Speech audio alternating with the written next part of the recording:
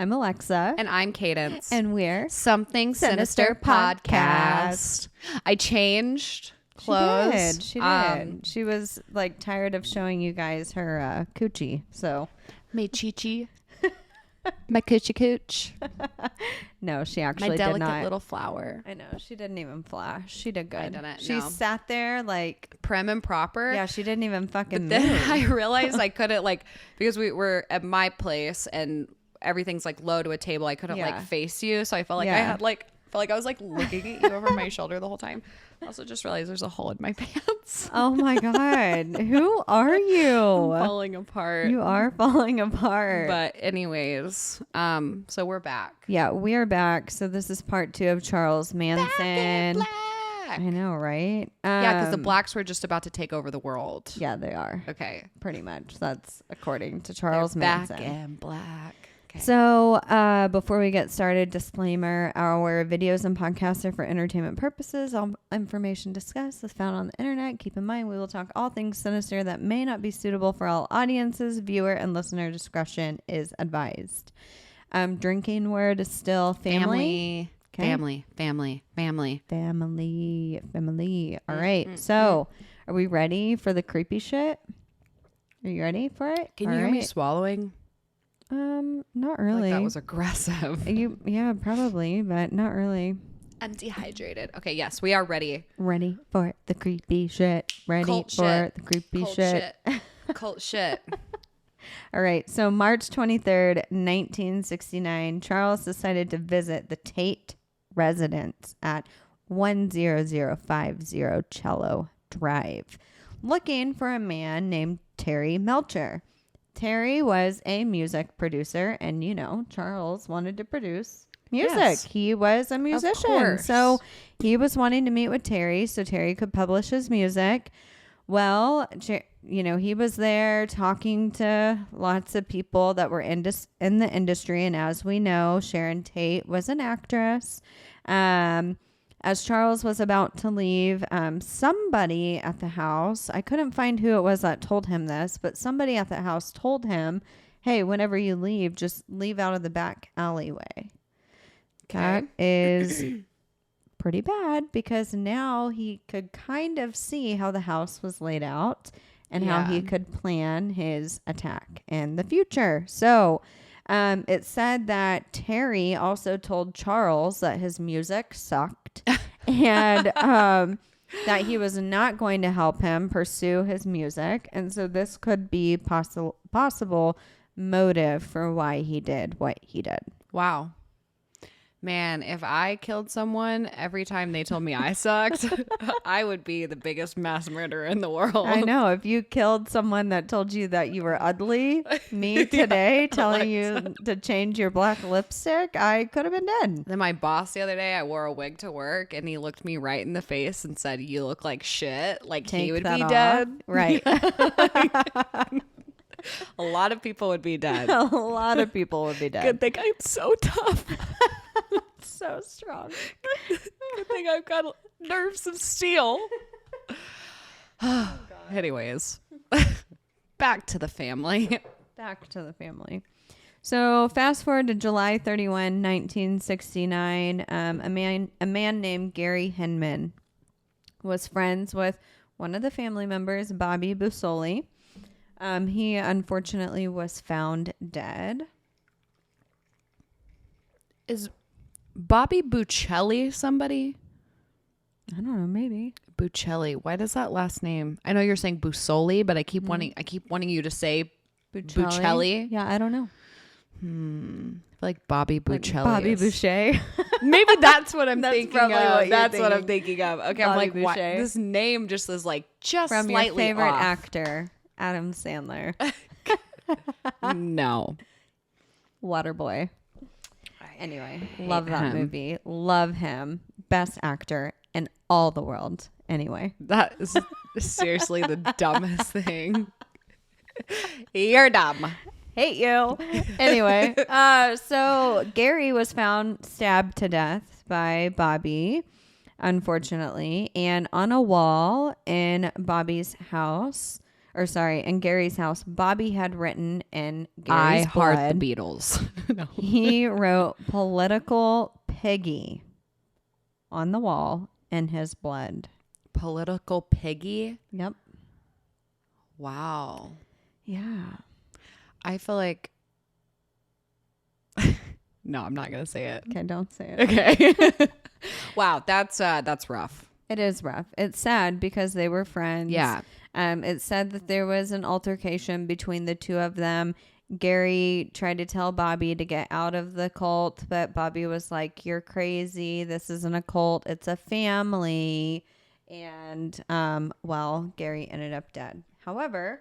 And this is all because he said he sucked? No, this is a different guy. We've moved on. Oh. I just told you why. Because he told Bobby to get out of the cult. Got it. Okay, I'm with it now. So Bobby... It's all this tequila. Yeah, she's already drunk. So Bobby was arrested for the murder of Gary Hinman 2 weeks later. So you can clearly see that they're following in Charles's footsteps, and they get caught instantly after they commit their crime. Seriously, for people who are probably Planners. The most infamous cult. Really, Yeah. I mean, I would say the Manson cult's probably the most famous cult. A pretty famous cult, yeah. Other than, for of course, the sure. Catholics. I mean... Kidding.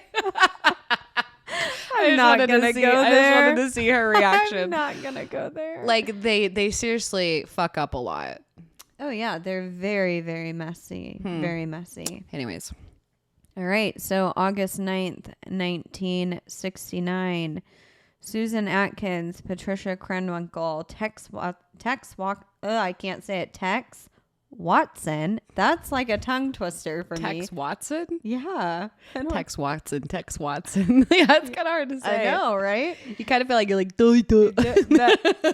Tex Watson. Tex Watson and Linda Kasabian were told by Charles to get a bunch of knives and to go to the home of Sharon Tate and Roman Polanski. Oh my God. Roman and Sharon were engaged. She was pregnant, 8.5 months pregnant to be exact. And Charles wanted Sharon Tate dead. Why? Did we ever figure that, like... I think it's because of him going to the house back in March and being shot down for his music. Yeah. And we'll talk a little bit about his theories with, like, people in entertainment and stuff, but I think that's truly what his motive was. Yeah. So there was a man named Steve Parent. He was kind of their security guard. Young guy. He was actually leaving the home at this time, and as he was driving away from the house, he was shot dead by Tex Watson with a gun, obviously. Linda Kasabian saw all of this unfold, and she was terrified. So she was like, you know what? I'm not going to go inside and commit these murders. She didn't say that, but she's like, I'm going to keep watch just because we just shot somebody. Like, what if the police are coming? That was the plan. She knew it was the plan. And we're going to hear her testimony later, which is just chilling. But so she was terrified. And she decided, you know what? I'm just going to stay out here and keep watch just in case people come. So that way I can, notify everybody, and I'll be the getaway driver. It's also known that Linda Kasabian was one of the only people in the cult that had her driver's license. Huh. Yeah, nobody else had a license. Well, thank God she did something legal. Yeah, Because that's the only driving thing. without a license... You're going to jail, friends. It's a You're life a sentence. piece of shit. Life sentence. So, Sharon Tate, Wojtek Frykowski, and Abigail Folger, and Jay Sebring were all inside of the home when the family broke in. As we know, that name, Abigail Folger, well, she was the daughter and Folgers heir of Coffee? Folgers Coffee. Yes. What? Wow. Yes. You didn't know that? No, I didn't know she was part of this. Yeah, she's part of it. The So best part of waking up. is Folgers in your cup. I was trying to change the lyrics on you, but then I was like, Alexa's singing on the podcast. I hate you. Anyway, so those four were instantly tied up in the living room. Jay Sebring was shot dead as he was trying to defend Sharon Tate because at this time she was already being stabbed. And, you know, she's 8.5 months pregnant. Wojtek and Abigail fought off their attackers. They had already been stabbed too. They escaped the home through the backyard, but were chased and ended up being stabbed to death outside. Sharon Tate pleaded for her life of her and her baby, but she was stabbed over and over again in the stomach. And Pat, one of the aggressors, said to Sharon before she stabbed her, she said, "Look, bitch, I have no mercy for you. You're going to die, and you better get used to it." Wow. Can you imagine, like, hearing that you're tied up and somebody says that to you and then fucking, like, stabs you to death? Also, the get used to it part. Yeah, like, get used to it. Like, get used to being dead. Yeah, like, get used to what? It's not funny, but that would probably make me pause for a second and be like, "Oh, this is a stupid thing to say." Yeah, but you didn't have anything better to say. Like, you started started out with all this really heavy shit. Yeah, you started out good. You said, "Look, bitch." Yeah, look, that part was good. That part was good. Give you props for that. Now, the rest of it didn't exactly make sense. Right. No, but that would be, I mean, just... I know. I think... I don't know. There... Obviously, like, moments of self-defense are justified. Like, people go into go mode. Mm-hmm. But the people who remain, like, cool, calm, and collected or aggressive, like, while they murder, like, the fact that she could even utter words. Oh, I know. Like, these aren't It's cold-blooded terrifying. killers. These are just drug are addicts. today. Well, that's what I'm saying, though. Like, these aren't people who are, like, mobsters, who are used to seeing this kind of shit on a normal basis. So the fact that they just, like, snap... and it's like, you're going to die today. Shut the fuck up. Yeah. Get used to being dead. I don't feel sorry for like, you. I don't feel bad. Like, that's scary. Terrifying. And these are people that, like, have sat in a room together, too. Yeah. I don't know. The fact that these people are just, like, snapping on a whim, I think that's terrifying. the scariest part. I completely agree. So, Susan Atkins, so one of the other aggressors, got a towel and dipped it in Sharon Tate's blood, then wrote "pig" on the front door. So you're seeing a trend here with the word pig. Yeah. Yeah. So the next day, August 10th, 1969, Van Houten, Tex Watson, and Patricia Krenwinkel are driven by Charles to kill a couple named Leno and Rosemary LaBianca. Now, they are grocery store owners, innocent people. Why they targeted them, I don't know, but they did. And they just decided, like, they just woke up and they're like, okay, we're going to start killing people. And said, we're going to start killing people. Crazy. And there's no, like, torture, like, other than obviously rape and, just like drug abuse and stuff. Yeah. But it's like in the cult, but there's no like violence, right? No, like no one's getting like shackled and starved and beaten other than just like not being able to afford food. But yeah, damn, I feel like this is like a psyche snap, like the MK Ultra, the drugs, 100%, all of that. 100%. So the family kills them, and then they write on the walls, "Rise and death to pigs." And they write "Helter Skelter" on the wall in their blood, but they spelled it Healter. So HEALTER instead of Helter. So messy. Again, it's like, see, the pig thing. We're on board with it. It's scary. Yeah. It's our thing. And then you try to make it different, and you fuck it up. But you should probably learn to spell the name that you gave to your apocalypse. Right. Huh. Yeah. Okay. So all over the news at this time are those two murders, right? Well, there's more than two, but the two stories, the story of Sharon Tate and that house, and the LaBianca murders. So the news is asking for any tips or information to help solve the case. Yeah.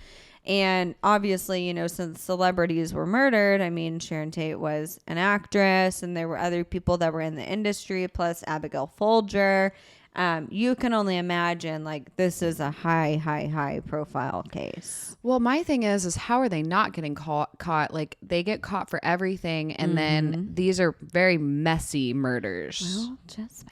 Okay. So August 16th, just 6 days later, the ranch was raided for stolen vehicles.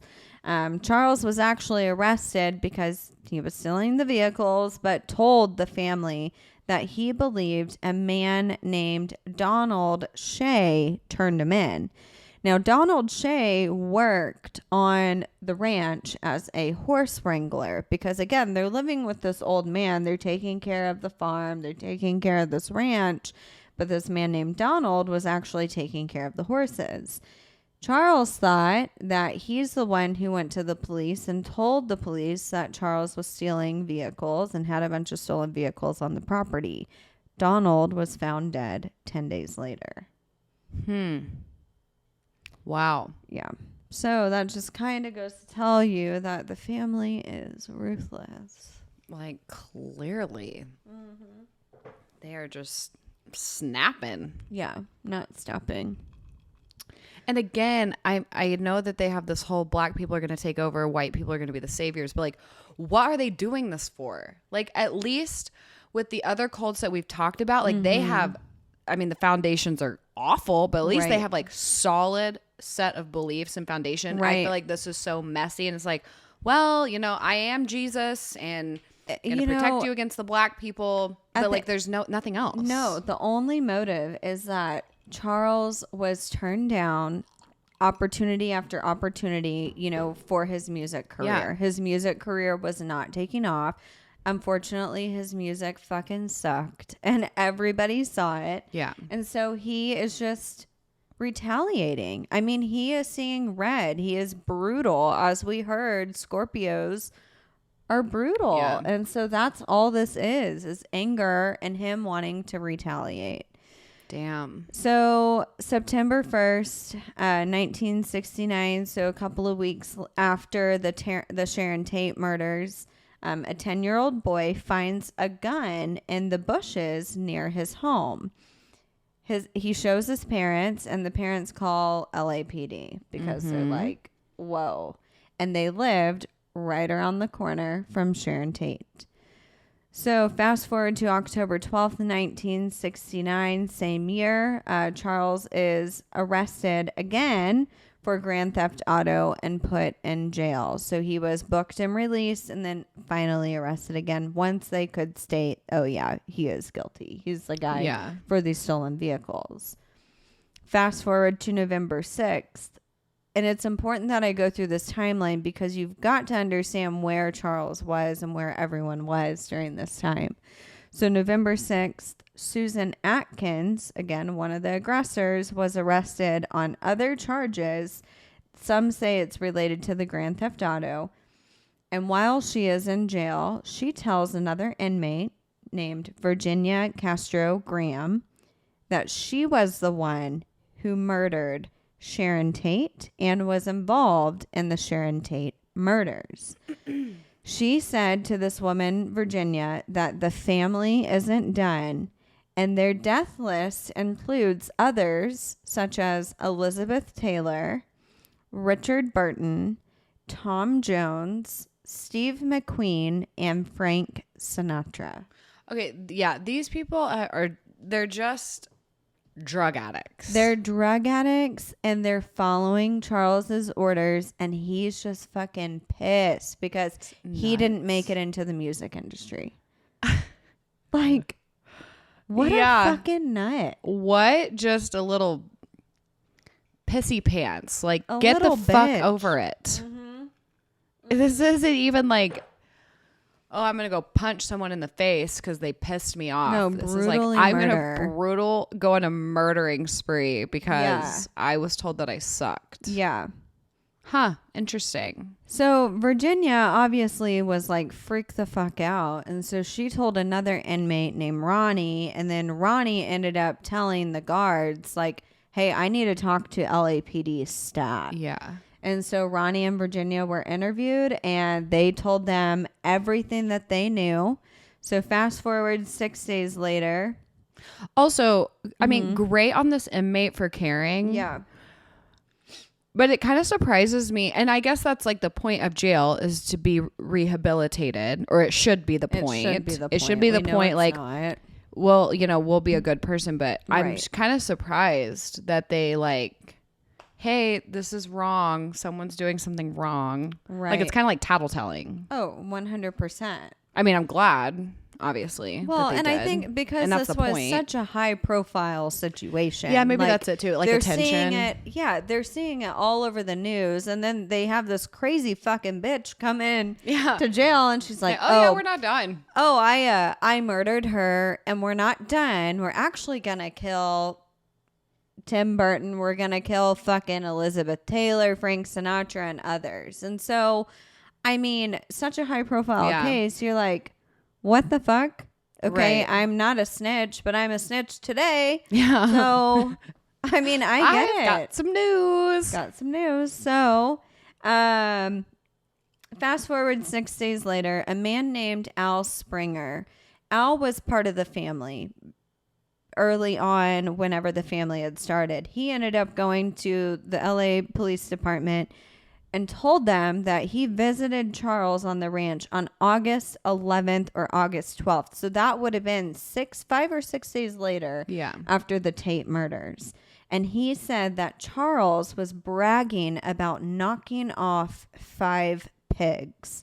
Now, he didn't say names, but he said that he had killed 5 people. Now, as we know, Charles wasn't there. Right? But, well, it's speculated that he was in the street or down the corner, but he wasn't on the Tate residence. So, 5 days later after that, November 17th, a different man named Danny DiCarlo, who was also a prior family member, went to the LA Police Department and said that Charles said the same thing to him and even asked him if he knew how to decompose a body.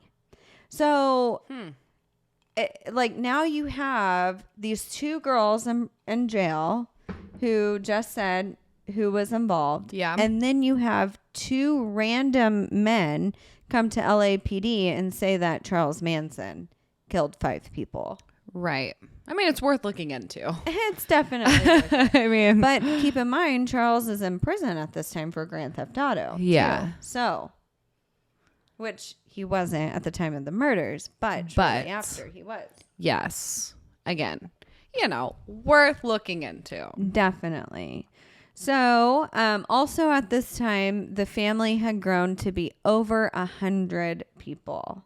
So, started at 2, I mean, him and Mary, and then it grew to 18, and then it grew to like 30 to 40, and now we're at like 100 people. And it's been how long?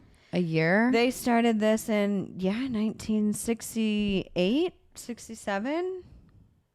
It's not that long. No. 1967 is when he met Mary. Okay. So, 2 years, which is just crazy to think about. So, December 1969, so the following month, Manson, Watson, Kasabian, and Krenwinkel are all indicted on the Tate and LaBianca murder charges. So, again, they're all in jail. Tex Watson is actually in Texas at this time, and that's where he was from. That's why they called him Tex. But he was there for, I know, right? Clever name. But he was there for other charges. He had a warrant out for his arrest, so they extradited him. They indicted him while he was in Texas for the murders. So, and then of course Linda and Pat Kasabian and them, were now indicted for the murder charges as well. So remember, Linda Kasabian was the one who did not partake in the murder. She was outside. Yeah, she was outside. She was the getaway driver, and she was the one to keep watch. Well, she ends up being a prime witness in this case, which is just fucking crazy. Crazy. A witness, obviously, she goes against them. Yes. Okay. One of the only ones. Wow. Yeah. Yeah. So we are now getting into the trial. July 24th, 1970. We are in the following year. Trial begins. Charles entered the courtroom with a bloody X on his forehead, yelling, saying, "I have X'd myself from your world." I thought it was not yet. Okay. Yeah. Not yet. It started with an X. Started with an X. Ended with a swastika. And I have X'd myself from your world. Yep. Again, it's like, dude, you had the setup for a really powerful moment. Really powerful. And then you said something dumb like, yeah, I'm Xing myself from your world. Like, okay, sit down, Charles. Shut up. Yeah, shut up.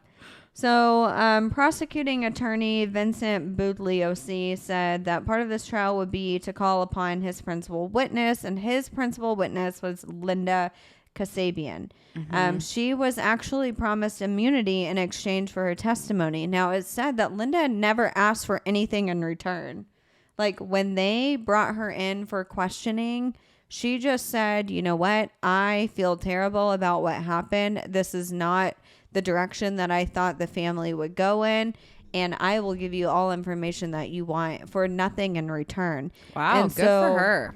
Yeah, so the prosecutors decided, you know what? Like, she's giving us everything that we need.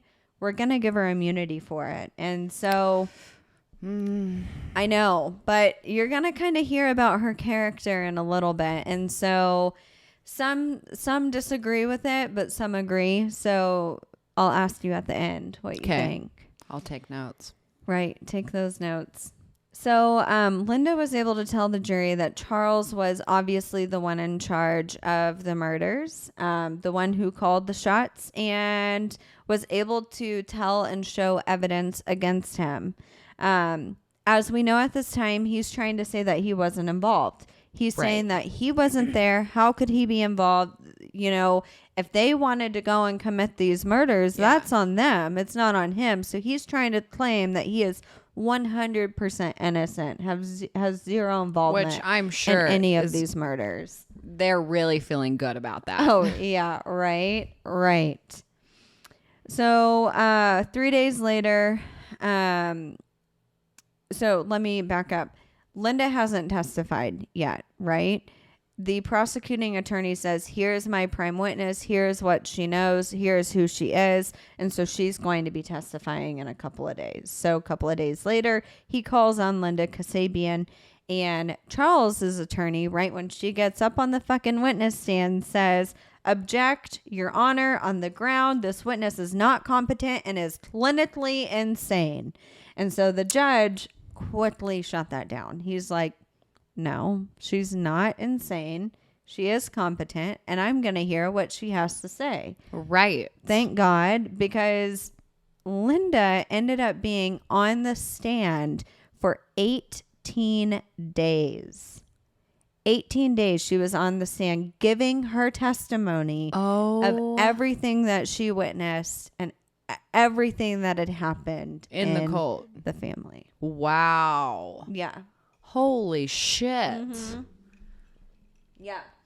7 of those 18 days, she was also cross-examined by Charles's attorney, the defense attorney, Irving Kanarek.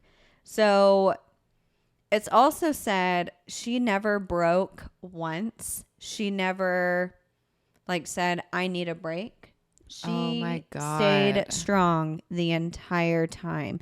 And it's noted, too, at the time of the crime, she was 19 years old. Yeah. And so at this time, she's 20 years old. Young. Jeez. She's a kid. A kid. Yeah. Wow. Yeah. A kid. So, She told the jury that no one in the family could ever refuse anything that Charles ever said. She said, quoted, "We always wanted to do anything and everything for him." She then described in detail what exactly she had seen at the Tate and the LaBianca murders. And she said that she was so terrified that she did not want to be part of any of it. Whenever she had heard Charles planning the murders, she was terrified, but she didn't know what to do because she was scared that either he was going to kill her or harm the family. And because he talked about Helter Skelter, and as you know of other cults, I mean, it could end in mass suicide, right, or mass violence. And so she didn't really know what to expect. Wow. Yeah. That's, I mean, good for her for at least turning it around in the end and being and stepping up and doing that. That 18 days. 18 and you're days 19, 20 years old. Yes. That's crazy. Isn't it? And you're looking these people in the face and saying, yep. Okay. The entire time. Here's what happened. Yeah. Wow. I know. So Linda was accused by the defense of being a drug addict because the defense had asked her, okay, you obviously partook in LSD. Right. How many times do you think you took LSD? And she said, I don't know, maybe 50 times. And the defense was being an asshole and said, so describe to me what happened on trip number 23. And she looked at him and said, I don't know. Yeah. Like, I can't answer that. And so that just kind of tells you what she endured during 7 of those 18 days from the defense. That's which like, is just insane. Hey, the 15th time you drank alcohol, like, what did you do? Yeah, what did you do? I don't fucking know. Yeah. I don't know what I did the last time I drank alcohol or the first time I drank alcohol. Right. Like, I know. It's crazy. So she did say that every time that she did take LSD that she wasn't in control and that Charles was in control of her and the others. And this is when she didn't say MK Ultra, like those terms, but this is when she brought that up. Yeah. She brought up mind control. Jeez. So that's another big part of this whole story. And I wanted to go down that rabbit hole, but you know, because I know about it, but I didn't. A lot of this is said that the aggressors were under enhanced MK Ultra. It sounds that way. And that is why they were able to just like snap on a whim and be so aggressive and so brutal and so violent to these poor people. And maybe even why they had access to the celebrities and the people that they did. Right. That they were having some sort of help with that. Right. Because it is creepy. pretty bizarre that there were so many people of status. Yeah. But the snapping, and again, like, I know we're dealing with drug addicts. Yes. I know we're dealing with probably major mental illness, but these people just up in one day were like, I'm going to go and stab a pregnant woman. Yeah, we're going to go the belly. Yeah. brutally murder someone. And that's crazy, especially for the most part, like I said, a non-violent cult. Right. Other than, were they like, you said he was like, oh yeah, because he was drugging him and then raping the women. Yeah. But there's got to be, like, I want to go down that hole. You definitely should. I have gone down the hole, but I'm not going to talk about it. That would be a whole other episode. Yeah, well, then I'm leaving. Takes off the headphones and walks out. I'll just finish the episode. I put on my myself. comfy clothes just to I'll hear just this. Laugh by myself. Anyway. So fast forward to August 3rd. So this is about a week later. Charles tried to cause a mistrial. Shocker. Yeah. But he failed. He ends up bringing in an LA Times newspaper, and on the front of the newspaper it says, Manson guilty, Nixon declares, because Richard Nixon was the president at this time.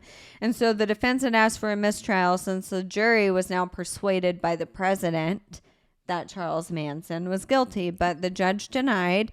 He's like, no, I can't control the press. Yeah. At the end of the day, and he talked to the jury. He's like, are you persuaded by the president? They all said no. So they moved forward with the trial. Now don't lie. Now don't lie. We know President Nixon is a great guy, but. So, yeah.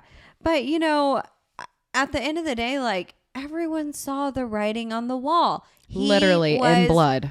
In blood. And yeah, exactly. But he was guilty. Yes, he was for sure. guilty. Even though he tried to say that he wasn't, he was guilty. Absolutely.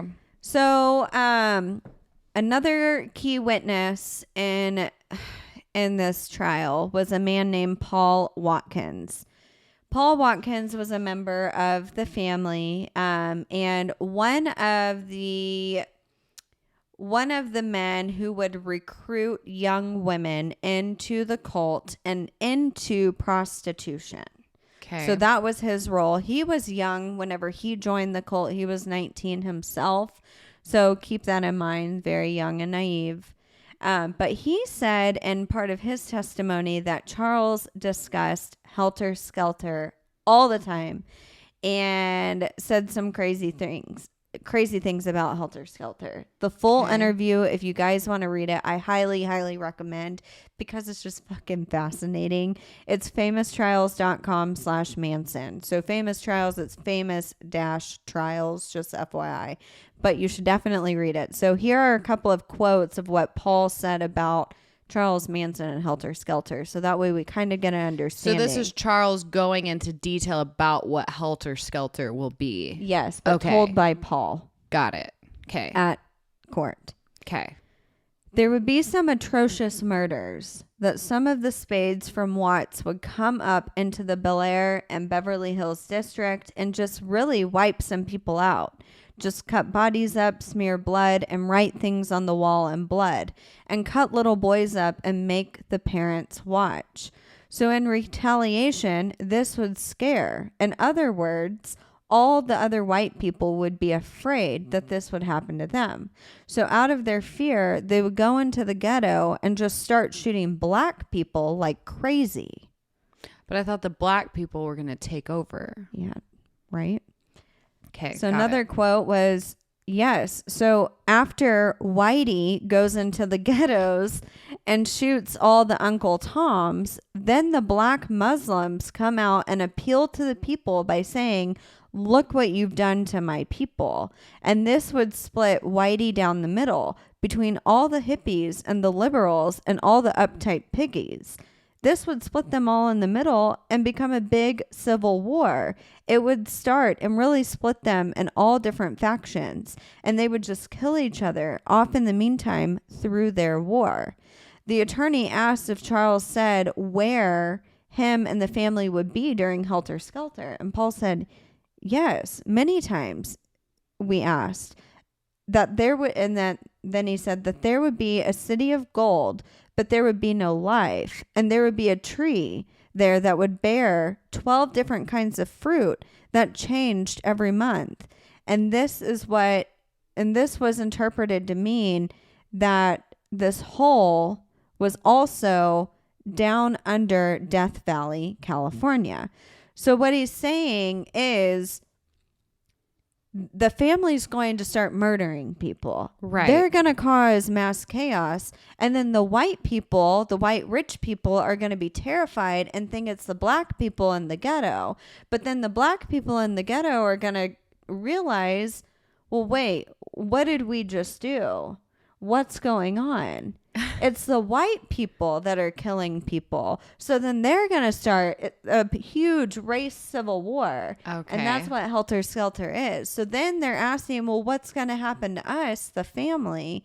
And so that's when Charles is saying that they're going to have this underground city in Death Valley, and there are going to be fruit trees with 12 different fruits that change every month, and it's going to be a city of gold, and they're going to be safe.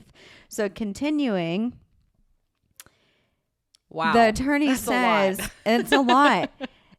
Can you imagine these people, what they're listening to every single day? Like, no wonder they're going fucking nuts. So the attorney said, did he say who would win this Helter Skelter? And Paul said the karma would have been completely reversed, meaning that the black men would be on top and the white race would be completely wiped out.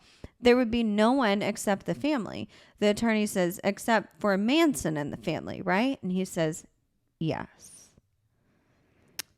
Wow. So that tells you, again, like, obviously we kind of touched on what Helter Skelter was, but now you're hearing, like, what these people are being told and how they are being brainwashed. Well, and that's a good point. I know I'll speak for both of us. Like we've been around people on drugs.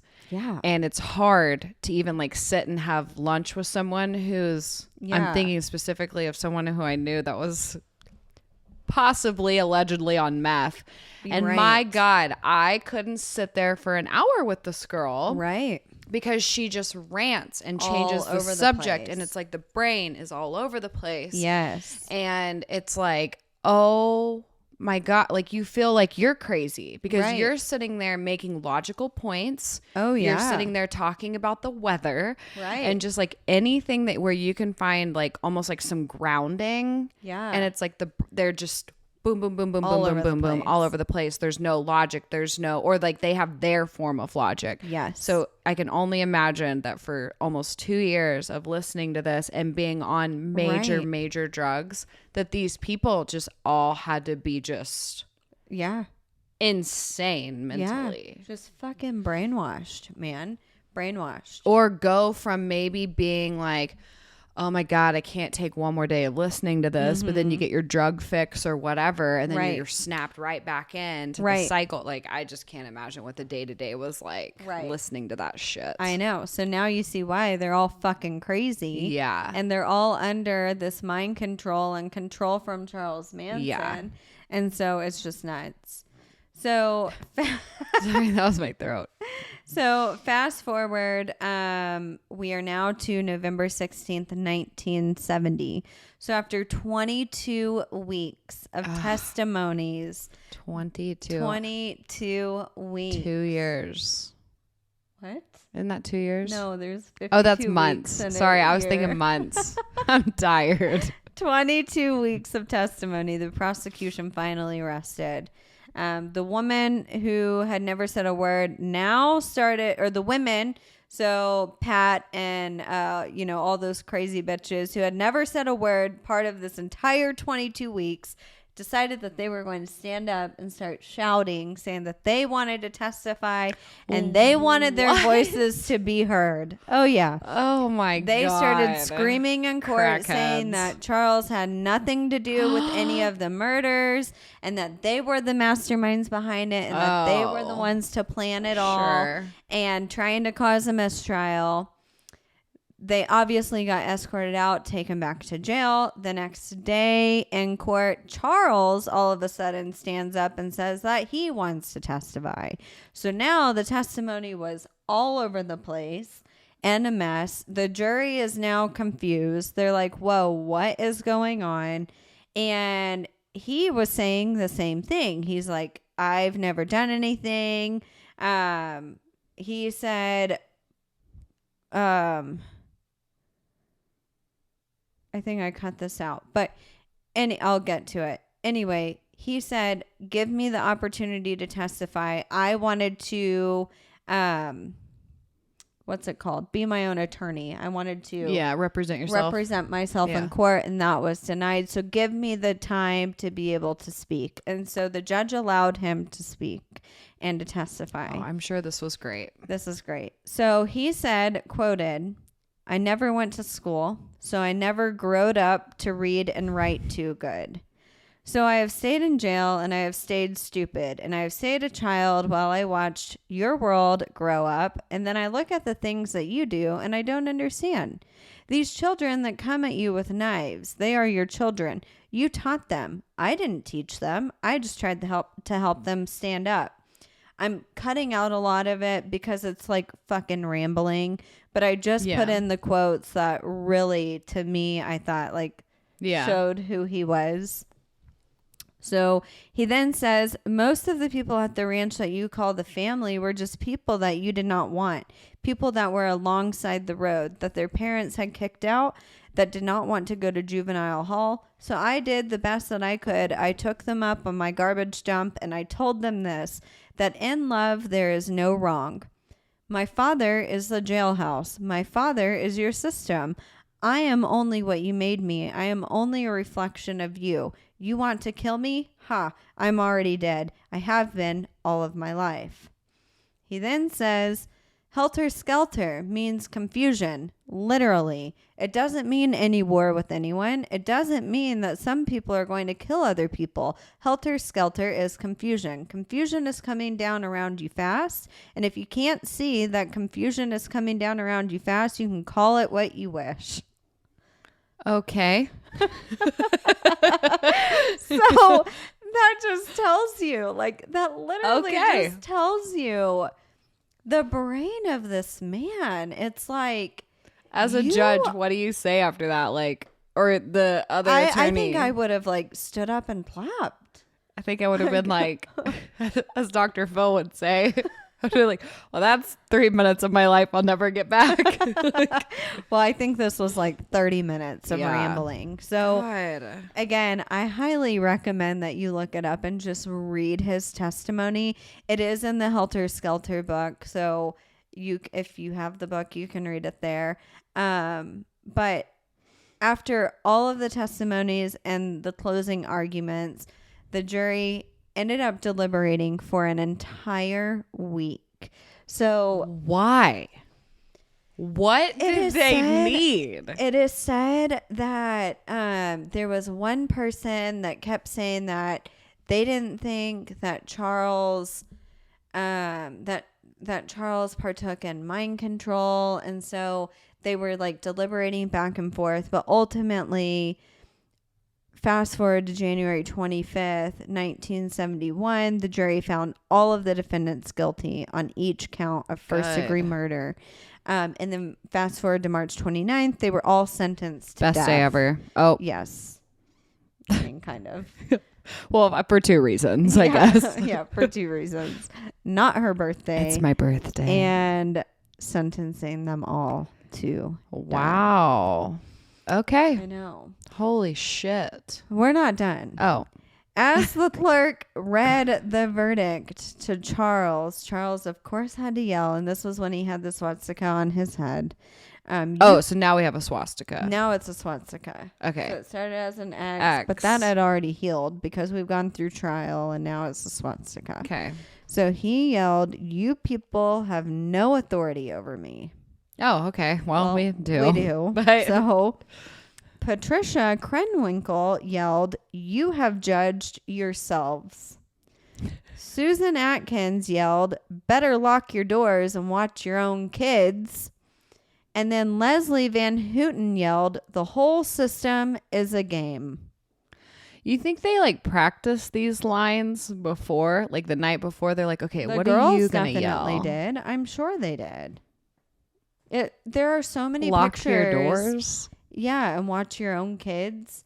Like there are so many pictures of the women. Yeah. Like I don't know if you've seen the infamous picture where they had shaved their heads and they were bald. So like, I mean, which is shocking to me that the jail would even allow them, because at this time they're in jail, they're not in a prison, so that the jail would even allow them to be around each other. I feel like that's a conflict of interest. But yeah, so they definitely were planning all of this. So this trial was finally over 9 months later. This trial was the longest and most expensive trial in American history yet. Wow. But the death penalties, unfortunately, were found unconstitutional. Why? Because they're in the great state of California. Lovely. Right. So they were all sentenced to life in prison. As we know, Charles was a pain in the ass in prison. One can only imagine what why things he did, right? Or said. God, just his ramblings alone, I'd be like, dude, I'm gonna put your head through the fucking wall. I'm gonna cut out your fucking tongue so you can't talk. But the women were said to be very good prisoners, always on their best behavior, like never getting into any trouble whatsoever. But all of their appeals were denied, all of the women and Charles Manson. So I'm going to give you an update on everyone today. Susan Atkins ended up dying in prison of terminal brain cancer in September 2009. Prior to her death, she had asked if she could be released and that way she wouldn't die in prison, but that was denied. Good. And she died in prison at 61 years old. Sorry about you. Yeah. Peace out, Girl Scout. All right. Number 2, Leslie Van Houten. She's still alive. She's 72 years old and continues to try to be released out on parole, but Governor Newsom keeps rejecting. Okay. Patricia Krenwinkel. She's still alive. She's 74 years old. You think they're still friends? I probably doubt it. I would say probably not. I think they've realized now in their 70s that they were fucking idiots and manipulated. She was paroled for parole, but right before she was about to be released, Newsom reversed the decision, so she's still in prison. Oh, can you imagine thinking that that's going to happen? And then he's like, actually, no. Yeah, but good for him. Yeah, no, good for him, though. Yeah, for sure. I know. Charles Tex Watson, he's still alive. He's 76 years old, and he isn't eligible for another parole hearing until October 2026. Okay. Linda Kasabian, she is still alive today. She received immunity for her testimony. She has children and grandchildren and is now 72 years old. Her whereabouts are unknown. Probably for the best. Mary Bruner, she was the mother of one of Manson's children. She received immunity by testifying against the family as well for the murders. She wasn't part of any of the murders, but knew of the plans, so she testified. She ended up changing her name and is somewhere here in the Midwest. Oh. Yeah. The son found out who his biological father was whenever he was a teenager. Can you imagine, like, you order Ancestry DNA kit and you spit that well, little that was plastic before tube, this, but and it comes back and it's like, you're related Charles to Charles Manson, maybe your father, your grandfather or something. Oh, we're gonna get into that. My God, I would be fascinated and also terrified. Right? Terrified. Like, Ted Bundy might be your dad. Like, any of that. Can you imagine? No. That's terrifying. Then we would know what was wrong with her. Right. I mean, it would explain a lot. Yeah, right? Like, no. So, Mary Bruner and Charles Manson's son was raised by his grandparents. So, keep that in mind. But he ended up finding out that his biological father was Charles Manson. When he's a teenager, like, why wouldn't a teenager? I don't know. I'm not a parent, but I just feel like you waited way too long. I know. To at least say, like, we know who your dad is. He's a bad guy. Yep. We'll tell you when you're older. Yep. So in 1993, he said, quoted, because obviously, like, everyone's wanting to interview and stuff like that. He said, quoted, they had asked him, do you want to talk to him? And he said, no, nor do I have any desire to see him. He's just some evil person I have nothing to do with. Good. The man named Paul Watkins, who told us all about Helter Skelter. Yes. Okay. So he was the one who lured women into the cult. Well, since he testified against Charles and the family, he was granted immunity as well. He went to live a normal life, but he ended up dying of cancer in 1990. His daughter is a famous writer. I didn't get her name, but she is, and so she has written quite a few books about all of this, about the cult, and particularly her dad, because there were so many rumors that he was involved in the murders, as you know, there were rumors about everybody in the cult involved in the murders when they weren't. And so she wrote like a huge story about like her dad not being part of the Sharon Tate or La Bianca murders or any murders for that matter, and said like sure, my dad did bad things, but he was 19 years old and he was manipulated. Yeah, I cannot believe how young these people were. Young, man, young. Wow. So then we get to Charles Manson. Woo! He died November 19th, 2017 due to cardiac arrest from respiratory failure. Charles didn't have a will, so a man named Jason Freeman said that he was his grandson and that he would do whatever was needed. The court ordered DNA tests to determine that was true. His mother apparently had a one-night stand with Charles and ended up having Jason Freeman, not knowing at the time that Charles was the dad, thought it was somebody else, her significant other. But Jason was the only family member to come forward when Charles died. But he has kids. None of the kids wanted anything. Oh, they to were do like, with we them. don't care. No. So Jason was the only family member that came forward that wanted something to do with Charles when he died. Freak. Right. I'm kidding. I no mean, judgment. I mean, whatever. I don't know. So Jason, what he wanted was for Charles to be cremated, and he wanted to keep his ashes. Ooh, nope. He was awarded just that. Nope. He was also declared the sole heir to Charles, so could make those decisions, and received Charles Manson's estate, so the ranch. He received that.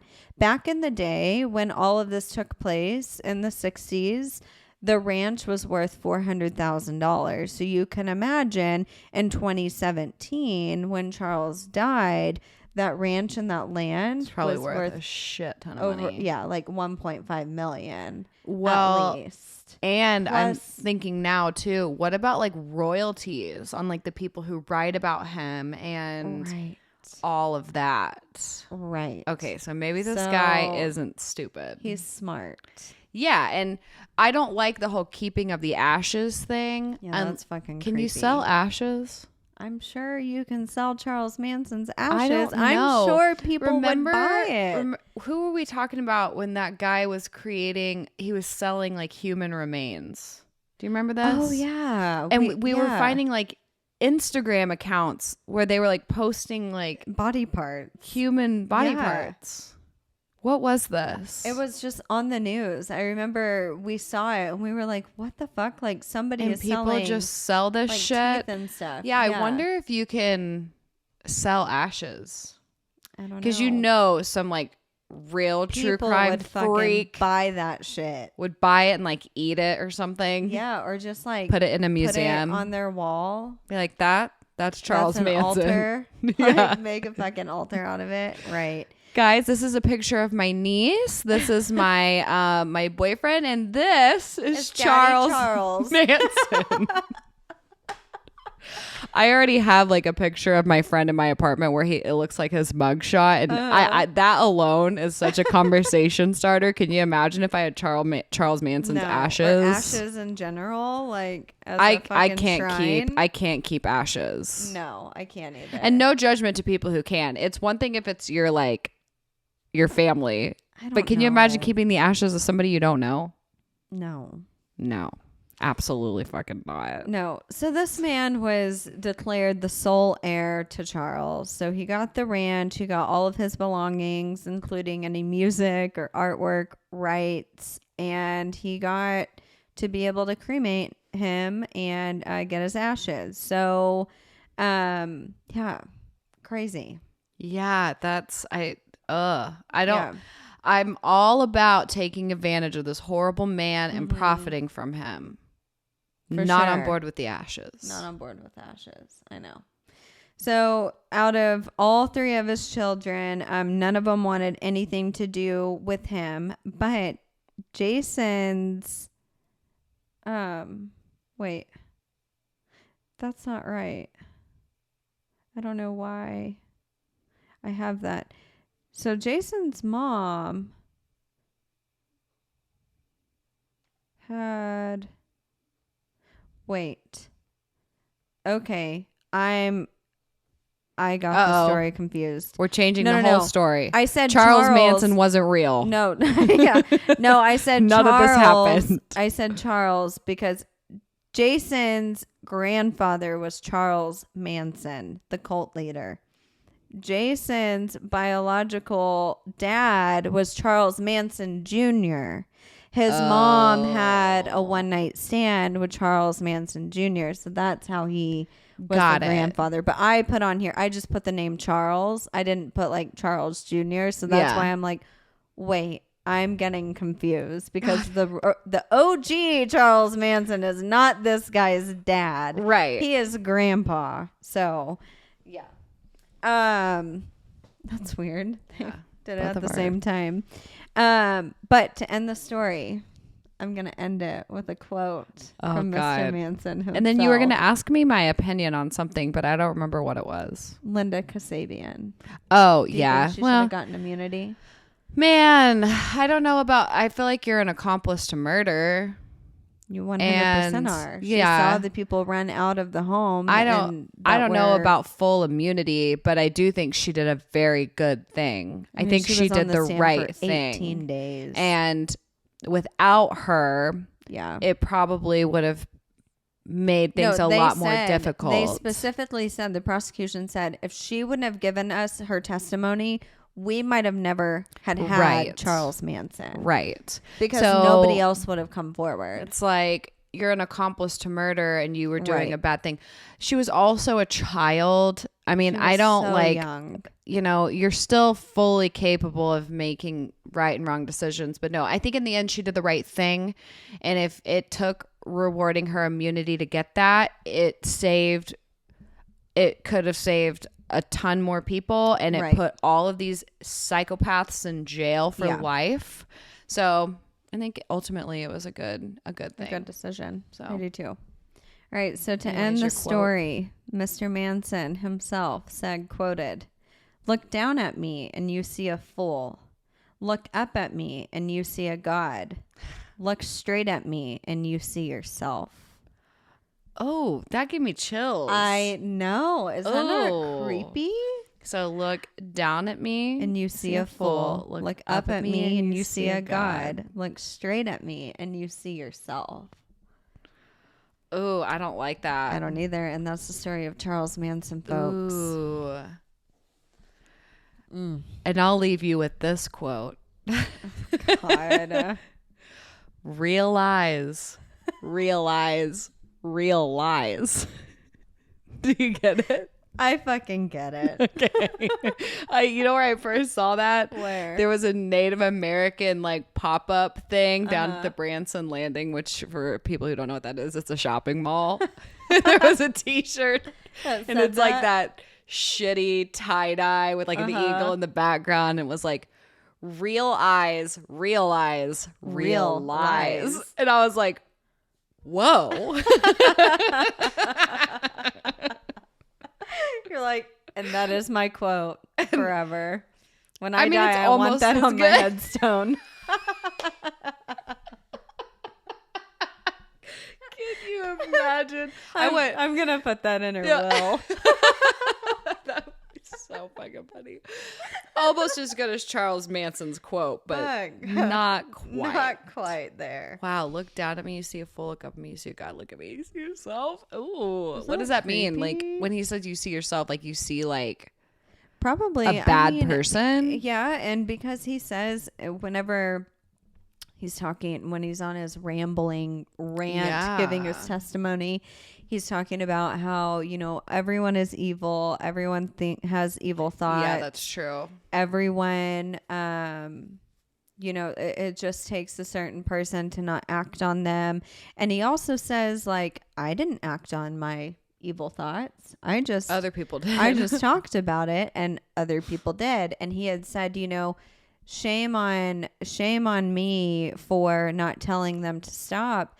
But if that's their will, that's God's will. Like, if that's what they want to do, then God is telling them to do it. And so, you know, we talked about him being religious, and he was to an extent, but he focused on the book of Revelations. And if you all know the Bible, I mean, the book of Revelations is about what?